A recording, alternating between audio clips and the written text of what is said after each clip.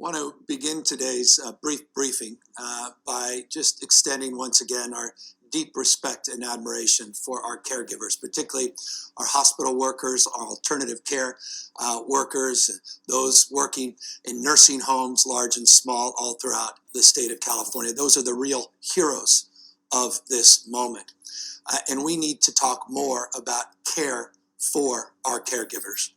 We have talked rhetorically about meeting their needs as it relates to providing psychological first aid by extending our hand of appreciation, good word, kind of support. We all need a little bit of moral support, but we need to do more than that and provide the kind of support that increasingly is needed for a workforce that is deeply stressed out, deeply stretched.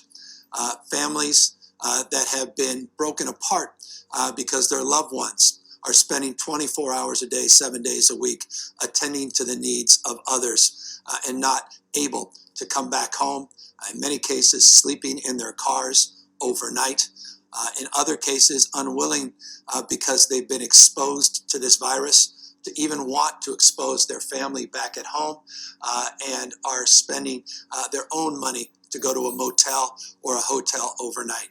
We've heard countless examples of these stories. And instead of continuing to absorb those stories, we wanted to do something more and do something better. And so I'm really pleased today to announce an effort in the state of California to directly support those caregivers, those healthcare workers, those frontline heroes, by providing them vouchers and stipends, and in many cases for low-wage workers, 100% reimbursable costs at hotels all up and down the state of California.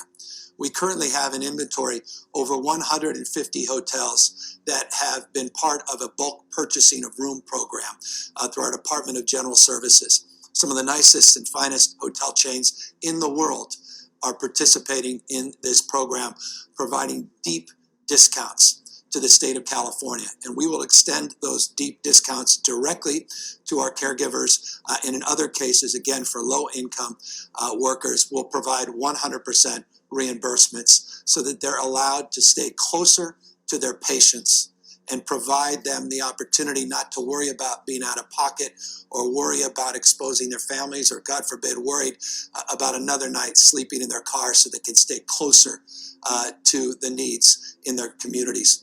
Let's remember, people are commuting for an hour, hour and a half in the good days.